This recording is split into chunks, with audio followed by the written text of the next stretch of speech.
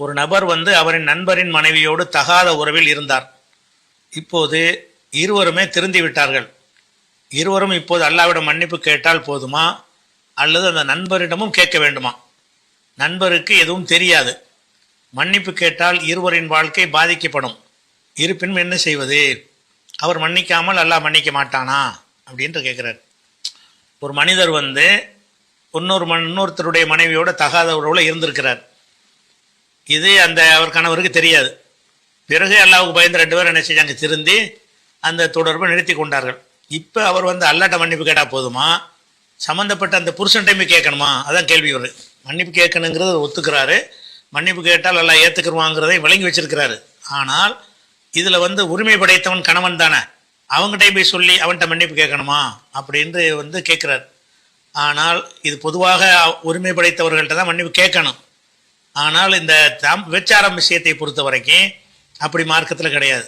ஒரு பெண்ணுகிட்ட விபச்சாரம் செஞ்சாலும் அந்த பெண்ணு அவங்களுக்கு தான் குற்றவாளியை தவிர அந்த கணவனுக்கு போய் சொல்லணும் என்கிற மாதிரியான ஒரு அடிப்படையில் மார்க்கத்தில் சொல்லப்பட்டல. ஏன்னு கேட்டால் இவங்க 2 பேரும் தப்பு செஞ்சுருக்கிறாங்க.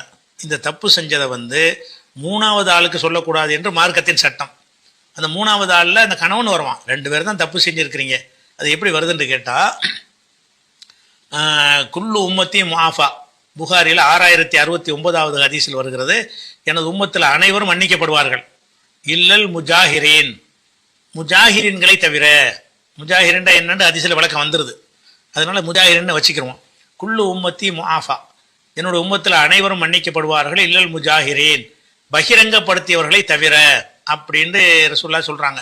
சொல்லிட்டு இன்னமினல் முஜாஹரத்தி, பகிரங்கப்படுத்துவதில் அடங்கும் அமலர் ரஜுலு பில்லையில் அமலன், ஒரு மனிதன் இரவில் ஒரு காரியத்தை செய்வான். சும்மா யுசுபிஹு, பிறகு விடிந்து விடும்.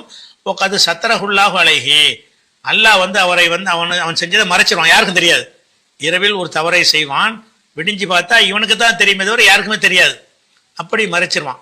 அப்படிப்பட்ட நிலையில் இவன் போய் சொல்கிறான், யாஃபுலான், ஒரு ஆள்கிட்ட போய் என்ன செய்யறான், இன்னாரே அமில்துல் பாரிகத்தை கதாவ கதா, நான் நேற்று இரவு என்னென்ன தப்புலாம் செஞ்சேன் அப்படின்னு அடுத்தவன்கிட்ட போய் சொல்கிறான். இவனை தவிர இவனுக்கு மன்னிப்பே கிடையாது. கது பார்த்த எஸ்துருஹு ரப்புஹு, அவனுடைய ரப்பு அவனை மறைச்சிருக்கிறான். யுசிபிஹு யுக்ஷிஃபு சித்ரல்லாய் அன்பு, அல்லாஹ் மறைச்சதை இவன் திறந்து காட்டுறான். இவன் செஞ்ச தப்பு யாருக்கும் தெரியாமல் அல்லாஹ் மறைச்சு விட்டான். இவன் என்ன செய்யறான், இந்த பாருன்னு சொல்லி ஓப்பன் பண்ணி காட்டுறான். இவனை விட வேற யாரும் மன்னிப்புக்கு அருகதையற்றவன் கிடையாதுங்கிறாங்க. அப்போ மன்னிக்கிறது, பாவம் செஞ்ச எல்லாரையும் எல்லாம் மன்னிக்கிறான்.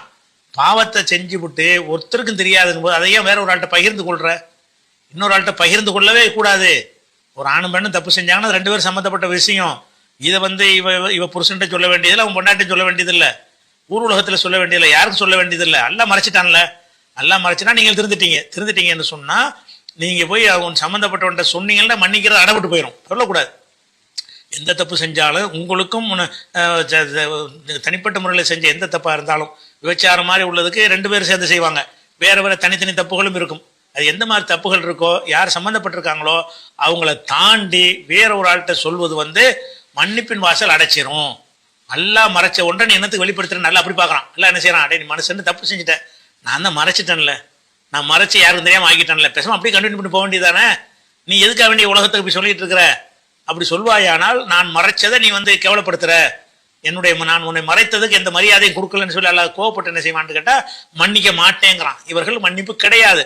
அவ குல்லு உம்மத்தி மாஃபா, என்னுடைய உம்மத்துகள் அனைவரும் மன்னிக்கப்படுவார்கள், இல்லல் முஜாஹிரீன், செய்த பாவங்களை பகிரங்கப்படுத்துவோரை தவிர. இது புகாரில் 6069 ஹதீஸில் இருக்கிறது.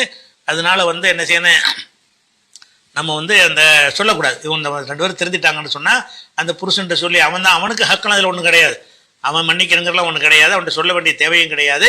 இது பாவத்தை பகிரங்கப்படுத்துவதில் வந்துவிடும். அதே மாதிரி ரசூல் ஸல்லல்லாஹு அலைஹி வஸல்லம் அவர்கள் என்ன செய்கிறாங்கன்னா, சஹாபாக்கள்கிட்ட ஒரு பையத்து கேட்குறாங்க, உறுதிமொழி. என்ன உறுதிமொழி? இது புகாரில் 18வது ஹதீஸில் இருக்கிறது. அல்லாஹ் துஷ்ரிகு பில்லாஹி ஷையா, அல்லாஹ்வுக்கு எதையும் நீங்கள் ஷிர்க் வைக்கக்கூடாது, உறுதிமொழி தாங்க.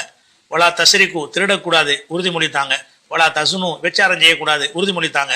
வலா தக்துலு அவுலாதக்கும், உங்களுடைய குழந்தைகளை கொல்லக்கூடாது, உறுதிமொழி தாங்க.